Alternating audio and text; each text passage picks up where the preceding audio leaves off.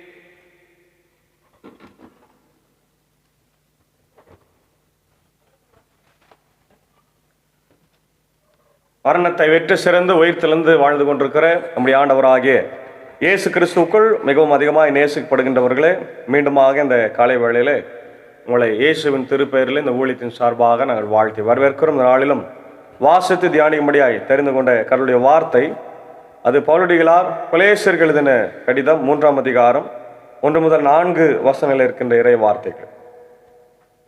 மேலானவைகளை தேடுங்கள், மேலானவைகளை தேடுங்கள். அன்பான தேவ பிள்ளைகளை, நாம் இந்த உலகத்தில் எப்பொழுதுமே கீழானவைகளை மட்டுமே தேடுகிறோம். வீடு, வாசல், நல்ல மனைவி, நல்ல பிள்ளைகள், பணம், பதவி, பட்டம், இவைகளை மட்டுமே, சொத்துக்களை சேர்ப்பது, நிலங்களை வாங்குவது, இதுதான் நம்ம தேடணும். ஆனால் இவை நிலையானவை அல்ல என்பதை நம்ம தெரிந்தும் கூட நம்முடைய மனது இதற்கு தான் ஓடிக்கொண்டே இருக்கிறது. ஆனால் நிலையான வாழ்வு மேலே இருக்கிறது என்பதை நாம் மறந்து போகிறோம். ஆமென், அல்லேலூயா. அது ஆண்டவர் தருகிற வாழ்வு, நித்திய வாழ்வு. அதுதான் யோவான் 14ஆம் அதிகாரத்தில் ஆண்டவர் சொல்ற, நான் போகிறேன், உங்களுக்காக ஒரு ஸ்தலத்தை ஆயத்தம் பண்ண போகிறேன். ஒரு புனைவு கதை, அதாவது வரலாற்றில் நடந்தது தான், அது கதை என்று சொல்ல முடியாது, வரலாறு தான். தோமா ஊழியத்திற்காக இந்தியா வருகிறார். இப்போ வடநாட்டில் குண்டாஃப் பாரஸ் அப்படின்ற ஒரு அரசங்கிட்ட அவர் ஊழியம் செய்கிறார். அவர் அப்படி ஊழியத்தில் வாங்கி அவருக்கு நிறைய பரிசுகள் எல்லாம் கொடுக்குறார். அப்போ அந்த நேரத்தில் அவர் என்ன செய்கிறாரு, அதிகமான பொற்காசுகளை கொடுத்து, எனக்காக உங்களுடைய ஊரில் இருக்கிற இஸ்ரேல் தேசத்தில் இருக்கிற மாதிரி ஒரு நல்ல அழகான வேலைப்பாடுகள் நிறைந்த ஒரு பளிங்கு மாளிகை ஒன்று கட்டி கொடு அப்படின்னு காசு கொடுக்குறார். தோமா நமக்கு தெரியும், அவர் ஊழியக்காரர் இல்லையா, அப்போஸ்தலர். அந்த பணங்களை ஏழைகளுக்கும் எளியவர்களுக்கும் செலவு செய்கிறார்.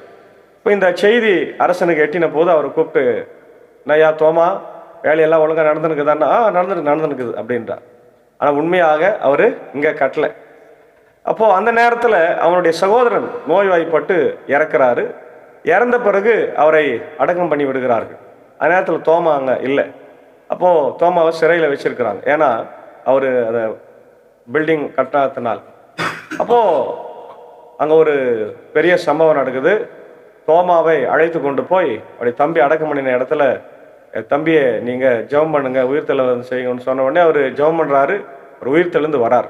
ஆமென், அல்லேலூயா. உயிர்த்தெழுந்து அப்போது அது தோமா கிட்ட அவர் சொல்கிறார், ஐயா, நீங்கள் என்னுடைய சகோதரன் குண்டாஃபரஸ்க்காக கட்டி கொண்டிருக்கிற அரண்மனையை நான் பரலோகத்தில் பார்த்தேன் அப்படின்னு சொன்ன உடனே அரசன் திடுக்கிட்டு போகிறான். அப்போது பரலோக வாழ்க்கையில் தான் நமக்காக ஆண்டவர் வீடு கட்டுறாரு. இங்கே கட்டுற வீடுகள் எல்லாம் இப்போ பார்க்குறோம், குண்டுகள் போட்டால் இடிந்து போகும். ஒரே நாளில் ஒரு பெரிய பூமி அதிர்ச்சி வந்தால் எவ்வளோ பெரிய பணக்காரன் ஆனாலும் நடுரோட்டுக்கு வந்துடுறான். ஆனால் பரலோகத்தில் அதெல்லாம் கிடையாது. அங்கே வெயிலும் இல்லை, உஷ்ணமும் இல்லை, கண்ணீரும் இல்லை, வியாதியும் இல்லை, இல்லை எந்தவித ஆபத்தும் இல்லை, ஜாதி மதம் இன மொழி வேறுபாடு இல்லை, எலெக்ஷன் இல்லை, எதுவுமே கிடையாது. அரசியல் கிடையாது, மத சார்பு கிடையாது. எல்லாரும் ஒற்றுமையாக ஆண்டவருடைய பிள்ளைகளாக வாழ்ந்து கொண்டிருக்கிறார்கள். அல்லேலூயா, பிரைஸ் தி லார்ட். அப்போ அந்த இடத்துல உள்ள மேலானவைகளை தேட வேண்டும். அதான் பவுல் சொல்றார், நீங்கள் கிறிஸ்துவோடு உயிர் பெற்று எழுந்தவர்களானால் மேலானவர்களை நாடுங்கள், மேல் உலகு சார்ந்தவற்றை நாடுங்கள். அங்கு கிறிஸ்து கடவுளின் வலப்பக்கத்தில் அமர்ந்திருக்கிறார். இவ்வுலக சார்ந்தவை பற்றி அல்ல, மேல் உலகு சார்ந்தவை பற்றியே எண்ணுங்கள். ஏனெனில் நீங்கள் கிறிஸ்துவோடு இறந்து விட்டீர்கள், உங்கள் வாழ்வு அவரோடு இணைந்து கடவுளிடம் மறைந்து இருக்கிறது. கிறிஸ்துவே உங்களுக்கு வாழ்வு அளிப்பவர். அவர் தோன்றும் பொழுது நீங்களும் அவரோடு கூட மாட்சி பொருந்தியவர்களாய் தோன்றுவீர்கள். அல்லேலூயா. பார்த்தீங்களா? இப்போ கிறிஸ்து பிதாவின் வலப்பக்கத்தில் இருக்கிறார். அதை நாடுங்கப்பா. அதை விட்டு எனக்கு பதவி, பணம், பட்டம், ஆசை, இல்லை உலக பிரகாரமான காரியங்கள் எல்லாம் ஏன் நாடுறீங்க? ஆண்டவரை நாடுங்க. அவரை நாடும்போது உலக வாழ்க்கையை விட்டு பரலோக வாழ்க்கை, ஏன்னா அவரோடு நம்ம மரித்திருக்கிறோம், பாவத்துக்கு செத்து நீதிக்கு பிழைத்திருக்கிறோம். அதான் பவுல் ரோமர் 6ஆம் அதிகாரத்தில் சொல்றார், ஒவ்வொருவரும் ஞான ஸ்நானம் எடுக்கும்போது நம்ம சாகிறோம்.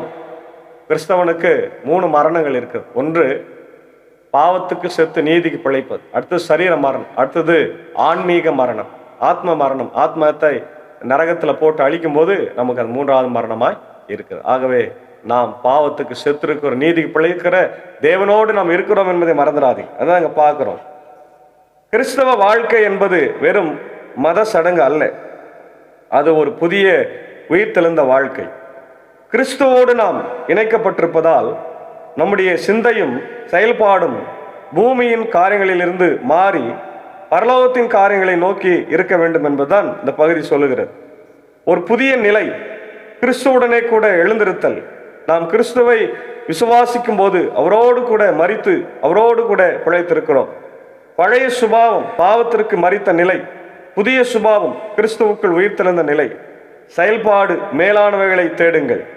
கிறிஸ்து பிதாவின் வலது பார்சத்தில் வீற்றிருக்கும் அந்த உன்னத நோக்கங்களை தேடுவதே ஒரு விசுவாசனுடைய கடமை, இல்லையா? அப்போ கிறிஸ்துவனுடைய மேலானவைகளை காரியங்களை தேடுவது ஒரு கிறிஸ்தவனுடைய கடமையா இருக்கு. ரெண்டாவது, ஒரு புதிய சிந்தனையை பார்க்கும். பூமியில உள்ளவைகள் அல்ல, மேலானவைகளை. நம்முடைய கவனம் எங்கே இருக்கிறது?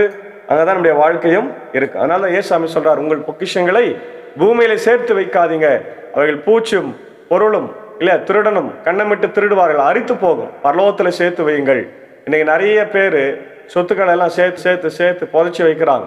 அது என்ன ஆகுது பார், அவங்க செத்துட்டு பிறகு என்ன ஆகுது? அது நமக்கு புதையலா கிடைக்குது. அது ஒருவேளை அது வெள்ளியோ செம்போ தங்கமா இருந்தா, பேப்பரா இருந்தா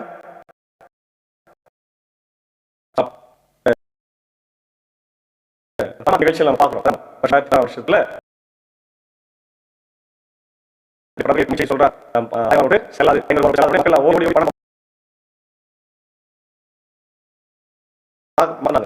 நிறைய பேர் கணக்கில் வராத கருப்பு பணங்கள் எல்லாம் கட்டி கட்டி கட்டி எரிச்சாங்க, இல்லையா? கிணத்துல எல்லாம் போட்டாங்க. அது ஏழைகளுக்கு கொடுத்திருந்தா எவ்வளவு யூஸ்ஃபுல்லா இருந்திருக்கும், இல்லையா? அப்போ இன்றைக்கு பணங்களை சேர்த்து வைப்பதனால ஒன்றும் பிரயோஜனம் இல்லைங்க. அது ஆண்டவருக்கு விரோதமான செயலாகவே மாறும். அதனால பூமியில் உள்ளவைகள் அல்ல, மேலானவைகளை நாடுங்கள். பூமியின் காரியங்கள் தற்காலிகமானவை, அழிவுள்ளவைகள். மேலானவைகள் நித்தியமானவை. நம்முடைய திட்டங்கள், ஆசைகள் மற்றும் முன்னுரிமைகள் எல்லாம் கடவுளுடைய ராஜ்யத்தை மையமாய் கொண்டிருக்க வேண்டும். அதான் ஆண்டவர் எதிர்பார்க்கிறார். ஒரு புதிய பாதுகாப்பு, கிறிஸ்துவுக்குள் மறைந்திருக்கும் ஜீவன், விசுவாசியின் வாழ்க்கை உலகத்தின் கண்களுக்கு தெரியாத ஒரு தெய்வீக பாதுகாப்பை கொண்டுள்ளது. மறைக்கப்பட்ட வாழ்க்கை. உங்கள் ஜீவன் கிறிஸ்துவுடனே கடவுளுக்குள் மறைந்திருக்கிறது. பாதுகாப்பு. சாத்தானோ அல்லது உலகமா நம்முடைய நித்திய ஜீவனை தொட முடியாது. ஏனெனில் அது கர்த்தருடைய கரத்தில் பாதுகாப்பாய் இருக்கு. நம்முடைய நம்பிக்கை என்ன? கிறிஸ்துவோட மகிமையிலே வெளிப்படுதல். கிறிஸ்தவ வாழ்க்கை இறுதி இலக்கு மற்றும் வெகுமதி அதுவே. கிறிஸ்துவே நம் ஜீவன், அவரே நம் வாழ்வின் ஆதாரம். அதான் நம்ம பிலிப்பியர் 1:21 பார்க்கிறோம். கிறிஸ்து எனக்கு ஜீவன், சாவது ஆதாயம். எந்த ஒரு மார்க்கமும் அதை சொல்லவே இல்லை. அப்போ மகிமையின் வெளிப்பாடு, கிறிஸ்து 2ஆம் முறை வெளிப்படும் போது நாமும் அவரோடு மகிமையில் வெளிப்படுவோம். இன்றைய பாடுகளும் சோதனைகளும் தற்காலிகமானவை, வரப்போகும் மகிமையே ஒப்பற்றது. அப்போ நம்முடைய தேடுதல் மேலானதாக இருக்கணும், நம்முடைய சிந்தை பரலோகத்திற்குரியதாக இருக்கணும், நம்முடைய நிச்சயம் கிறிஸ்துக்குள்ளாய் மறைந்திருக்கட்டும். இதுதான் நம்முடைய சவாலாய் இருக்கிறது. அதே போல இந்த நாளுக்குரிய இந்த வசனங்களுக்கு சில வசனங்களை நாம் பார்க்கும்போது எபேசியர் 2:6 பார்க்கிறோம். கிறிஸ்து இயேசுக்குள் நம்மை அவருடன் கூட எழுப்பி பரலோகங்களில் அவரோடு கூட உட்காரவும் செய்திருக்கிறார். மத்தேயு 6:33 பார்க்கிறோம். முதலாவது கர்த்தருடைய ராஜ்யத்தோட நீதியையும் தேடுங்கள் என்று பார்க்கிறோம். பிலிப்பியர் 3:19-20 நம்முடைய குடியிருப்போ பரலோகத்தில் இருக்கிறது, அங்கே இருந்து இரட்சகராகிய கர்த்தராகிய இயேசு கிறிஸ்து வரப்பவர் என்று காத்திருக்கிறோம். வசனம் அடுத்தது பார்க்கிறோம். கலாத்தியர் 2:20 கிறிஸ்துவுடனே கூட சிலுவையில் அறையப்பட்டேன், ஆயினும் பிழைத்திருக்கிறேன், இனி நான் அல்ல, கிறிஸ்துவே எனக்குள்ள பிழைத்திருக்கிறார். 1 யோவான் 3:2 அவர் வெளிப்படும் போது அவர் இருக்கிற வண்ணமாகவே நாம் அவரை தரிசிப்பதனால் அவருக்கு ஒப்பாயிருப்போம், இல்லையா? இப்போ உயிர்த்தெழுதலை பற்றி நாம் பார்க்கிறோம். இவங்க கிறிஸ்துவுடன் கூட ஞான ஸ்நானத்தின் மூலமாக நாம் கிறிஸ்துவுடன் மரித்து புதிய ஜீவனுக்கு அவருடன் உயிர்த்தெழுந்திருக்கிறோம் என்பதை இந்த வசனம் குறிக்கிறது, இல்லையா? அப்போ அன்பான தேவ பிள்ளைகளே, நம்முடைய ஜீவன் கிறிஸ்துவுக்குள்ளாய் மறைந்திருக்கிற அந்த ஜீவனை யாராலும் ஒன்றும் செய்ய முடியாது. உடலை மட்டும்தான் அழிக்க முடியும். அதனால இந்த காலை நேரத்தில் இயேசுவின் பிள்ளைகளை நாம் மேலான காரியங்களை தேடி அவருடைய மேலான ஆசீர்வாதங்களை பெற்றுக்கொண்டு ஆண்டவருக்கு சாட்சி பகர உயிர்த்தெழுந்த ஆண்டவருடைய பிள்ளைகளாய் வாழ தூய ஆவியானவர் நம்மை ஆசீர்வதித்து வழிநடத்தி காப்பாராக. ஆமென். ஜெபம் செய்வோம். மகா இரக்கமும் கிருபை நிறைந்த நல்ல ஆண்டவரே, மனமகிழ்ச்சியும் குளிர்ச்சி நிறைந்த காலை வேளைக்காக நன்றி செலுத்துகிற ராஜா. இந்த நேரத்தில் கேட்ட வார்த்தைகளுக்காக ஸ்தோத்திரம். நாங்கள் நிறைய நேரத்தில் கீழானவர்களை, உலக பிரகாரமான ஆசை, இச்சை, பணம், பதவி, பட்டம், சொத்துக்கள் இவைகளை தேடி அலைந்து வாழ்க்கையை தொலைக்கிறோம். ஆனால் நீர் சொல்லுகிறீர், மேலானவைகளை தேடு. மேலான வாழ்வு என்பது நீர் தருகிற வாழ்க்கை, பரலோக வாழ்க்கை, விண்ணுலக வாழ்க்கை, பரிசுத்தமான வாழ்க்கை, நிம்மதியான வாழ்க்கை, மகிமையான வாழ்க்கை, நிரந்தரமான வாழ்க்கை. அங்கே அழுகை இல்லை, கவலை இல்லை, பசி இல்லை, துன்பம் இல்லை, ஆண்டவர் துயரம் இல்லை, எல்லாரும் ஒற்றுமையா இருக்கும். ஆனால் ஆண்டவரே, அந்த வாழ்வை எங்களுக்கு தர வேண்டும். அதற்காக நாங்கள் ஆண்டவரே உம்மிடத்துல நோக்கி ஜபித்து எங்களுடைய வாழ்வை ஆண்டவர் மனம் திரும்பி புது வாழ்க்கை வாழ தூயாவேனவர்கள் உதவி செய்யும். அதற்கு தடையா இருக்கிற எங்களுடைய பாவங்கள், அக்கிரமங்கள், இப்படி மீறுதல்கள் எல்லாம் ஒரு விசை கூட எங்களை மன்னித்தரும். எங்களுக்காய் கல்வாரி சிலுவை நீர் மரித்த ரத்தம் சிந்தினீர் என்பதை ஒவ்வொரு முறையும் நாங்கள் நினைத்து பார்க்கும்போது ஆண்டவரே பாவத்திலிருந்து விலகி வாழ கிருபைத்தார். வார்த்தைகளை கேட்டுக்கொண்டிருக்கிற அகில உலகத்தில் இருக்கிற எல்லா மக்களையும் ஆசீர்வதியும், வழிநடத்தும். தேவையில்லை சந்திய ராஜா ஆண்டவரே, அவர்கள் எல்லாரும் கூட நித்திய வாழ்வுக்கு அவருடைய ஆயத்தப்படுத்திக் கொள்ள கிருபைத்தார். இந்த நாளிலும் ஆண்டவர் இந்த ஊழியத்தில் இருக்கிற அன்பர் சாரியம், ஏஞ்சக்காவையும், அன்பான பிள்ளைகளையும், ஆர்த்தால் மறையாளையும் ஆசீர்வதியும். வெயிலின் உஷ்ணம் அதிகமாக இருக்கிறது, காத்துள்ள ராஜா ஆண்டவரே, என்னுடைய அன்புகிற சாக்குசாரன் டீச்சர் ஆசீர்வதியும். இதோ எக்ஸாம்ஸ் போய் கொண்டிருக்கிறது, சீக்கிரமாக அவர்கள் ஆண்டவரே அந்த தேர்வெல்லாம் பிள்ளைகள் எழுதி ஆண்டவர் தொடர்ந்து அவர்கள் ஆண்டவரே ஆசீர்வாதங்களை பெற்றுக்கொள்ளணும். பணிகளை ஆசீர்வதியும். சாருடைய இசை பயணம் தொடரும். என்னோடு ஆண்டவரே இணைந்து இந்த அருமையான ஆண்டவரே சாரும் ஆண்டவரே அருமையான அன்பர் சார் இணைந்து இந்த ஊழியத்தில் இருக்கும்போது இப்படி கிருபை உங்களோடு அடியனையும் மனைவி பிள்ளைகளையும் ஆசீர்வாதம். எழுதியிருக்கிற தேர்வுகள் ஆசீர்வாதம். அடியன் பணியாற்றுகிற பாவனப்பள்ளி, மின்னூர், வடகரை, மேல் சானாப திருச்சபைகள் குடும்பங்களை ஆசீர்வதி ராஜா. பாவனப்பள்ளி சபை கட்டப்பட வேண்டும். அதற்கு என் தேவன் என் உதவி செய்ய வேண்டுமா நான் ஜெபிக்கிறோம். தொடர்ந்து உலகத்தில் இருக்க எல்லா திருச்சபைகளுக்காக, கிறிஸ்தவ நிறுவனங்களுக்காக, ஸ்தாபனங்களுக்காக, பள்ளிக்கூடங்களுக்காக, மருத்துவமனைகளுக்காக, ஆண்டவரே மிஷினரிமார்களுக்காக, பாஸ்டர்ஸ்க்காக ஜெபிக்கிறோம். தொடர்ந்து மத்திய அரசாங்கம் ஆண்டவரே எங்களுக்கு எந்த அளவுக்கு குடைச்சல் கொடுக்க வேண்டுமோ அவ்வளவு கொடுத்து கொண்டிருக்கிறார்கள். ஆக இதிலிருந்து எங்களை காத்துள்ள வேண்டும் என்று நான் ஜெபிக்கிறோம். என்னுடைய இந்தியாவில் பணியாற்றுகிற அனைத்து போதகர்களையும், ஸ்தாபனங்களையும், பள்ளிக்கூடங்களையும் ஆண்டவரே மிஷன் ஆண்டவரே ஸ்தாபனங்களையும் ஆசீர்வதியும். வடநாட்டில் பணியாற்றி கொண்டிருக்கிற FMBB மிஷினரிகள், ஜெம்ஸ் மிஷினரிகள், IMS ஆண்டவர் NMSI மிஷினரிகள் எல்லாரையும் ஆசீர்வதிங்க ராஜா. தொடர்ந்து என்னுடைய இந்திய சுவிசேஷ திருச்சபை, ILC 3 சபை சங்கங்கள், போதகர்கள், ஊழியங்களை ஆண்டவர் ஆசீர்வதிங்க. சிறப்பான ஊழியத்தை செய்து ஆத்துமாக்களை அறுவடை செய்ய ஆண்டவர் கிருபை தாரும். நாங்கள் மேலானவர்களை தேடணும். பதவி அல்ல, பட்டம் அல்ல, சொத்துக்களை அல்ல, மேலான காரியங்களை தேடி ஆண்டவரை சபைகளை முன்னேற்ற, சபைகளில் ஆத்துமாக்களை கொண்டு வந்து சேர்க்க கர்த்தர் எங்களுக்கு கிருபை தர வேண்டுமாய் நாங்கள் ஜெபிக்கின்றோம். நேரத்தில் பலவீனமாக இருக்கிற, சுகவீனமாக இருக்கிற மக்களுக்காக ஜெபிக்கிறோம். என்னுடைய ஆண்டவர் இல்மாங்கம் DSP சாருக்காக, நிக்சன் ஐயருக்காக, ஆண்டவர் என்னுடைய கெனடி டாக்டருடைய அன்பு சகோதரர் ஆண்டவர் தாமஸ் ஐயாவுக்காக ஜெபிக்கிறோம். பலவீனங்களை மாற்றும் ஆண்டவர், எல்லா பலவீனங்களை மாற்றி நல்ல சுகத்தை தந்து வழி நடத்தும். இன்னும் யாரெல்லாம் ஆண்டவர் மருத்துவமனையில் வீடுகளில் சிகிச்சை பெறுகிறார்களோ இந்த கிருபை அவளோடு கூட தங்கியிருக்க வேண்டுமா நான் ஜெபிக்கிறோம். இந்த நாளில் பிறந்த நாளுக்கு நன்றி செலுத்துகிற டூடி ரெபேக்கா பெஞ்சமினுக்காக ஜெபிக்கிறோம். ஆண்டவர் அயர்லாண்டில் இருக்கிறாங்க. ஆண்டவரே என்னுடைய செல்வியா டீச்சருடைய அன்பு மகள், அவரையுடைய அன்பான குடும்பத்தாரையும் பிள்ளைகளையும் ஆசீர்வதிங்க. இந்த பிறந்த நாள் அவருக்கு பெரிய ஆசீர்வாதமாக இருக்கட்டும், மன மகிழ்ச்சி, சமாதானத்தை தாரும். அதே போல என்னுடைய தேனாம்பட் திருச்சபையில் பொறுப்பாளராக இருக்கிற ஐயனூரை சேர்ந்த அன்பு சகோதரர் ராஜேஷ்கா ஜெபிக்கிறோடைய அன்பு மனைவி, பிள்ளைகளை ஆசீர்வதி வழிநடத்தும். தேவையை சந்திய ராஜா. அதே போல என்னுடைய அன்பு பாஸ்டர் ஜான்பால், அன்பு ஆசிரியர்கள் சாம்பால், இசைக்கியாவுடைய அன்பு தாயார் திருமதி மனோன்மணி அம்மாவுக்காக ஜெபிக்கிறோம். அம்மாவை ஆசீர்வாதம். இந்த பிறந்த நாள் அவர்களை ஆசீர்வாதமாக இருக்கட்டும். ஆண்டவர் வயதான காலத்தில் உம்முடைய கிருபை அவர்களோடு தங்களுடைய அன்பு கணவர், அன்பு குடும்பத்தின் மக்கள் யாவரையும் ஆசீர்வதியும். தொடர்ந்து ஆண்டவரே இந்த நாளிலே என்னுடைய இந்திய தேசத்திற்காக, என்னுடைய ஜனாதிபதி, பிரதமர், என்னுடைய ஆண்டவர் அமைச்சரவைக்காக ஜெபிக்கிறோம். ஆண்டவர் நடைபெற்று கொண்டிருக்கிற இந்த வெயில் கால கூட்டத்தொடரில் நிறைய மசோதாக்கள் தாக்கல் செய்கிறார்கள். அவை எல்லாமே ஆண்டவரே இந்தியாவுக்கு ஆண்டவரே அது தேவையானதாக ஆண்டவரே அந்த காரியங்கள் சிறப்பாக இருக்க கிருபைத்தார். எந்த ஒரு மாநிலத்துக்கும் ஆண்டவரே அநியாயங்களோ தீங்கோ இழைக்காமல் அதை ஆண்டவரை நிறைவேற்ற நாங்கள் ஆண்டவர் ஜெபிக்கின்றோம். குறிப்பாக தமிழ்நாட்டுக்காக ஜெபிக்கிறோம். நடைபெற போகிற தேர்தலுக்காக ஜெபிக்கிறோம். வருகிற ஆண்டவரே வியாழக்கிழமை ஆண்டவரே தேர்தலில் நாங்கள் ஆண்டவரே நல்ல தலைவர்களை தேர்ந்தெடுக்க அதற்கு நீர் எங்களுக்கு உதவி செய்யும். நீர்தான் ஆண்டவர் தலைவர்களை, ஆண்டவர் ராஜாக்களை தள்ளி ராஜாக்களை ஏற்படுத்துகிற தேவனா இருக்கிறார். ஆண்டவர் தானியல் 2:21 வாசிக்கிறோம். ஆண்டவரே நேரங்களையும் காலங்களையும் அறிந்திருக்கிறவர், ராஜாக்களை தள்ளி ராஜாக்களை ஏற்படுத்துகிற தேவன் நல்ல தலைவரை எங்களுக்கு தர வேண்டுமா நான் ஜெபிக்கிறேன் ராஜா. மதம், ஜாதி, ஆண்டவரே இனம், மொழி பேதத்தை ஆண்டவரை காக்கிறவர்கள் அல்ல, மக்களை காக்கிறவர்கள், மக்களுக்காக இருக்கிற நல்ல ஆண்டவர் தலைவர்களே, அதன் சார்ந்த மக்களை எங்களுக்கு தர வேண்டுமா ஜெபிக்கிறோம். தொடர்ந்து இந்த வெயில் உஷ்ணத்திலிருந்து எங்களை காத்துற இந்த நாளுக்குரிய ஊழியங்களை ஆசீர்வதியும்.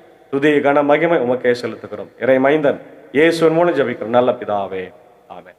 உயிர் தெழுந்த ஆண்டவராக இயேசுவின் கிருபை, பிதாவின் அன்பு, பரிசுத்த ஆவியின் ஐக்கியம் நம்முடைய இருப்பதாக. ஆமென்.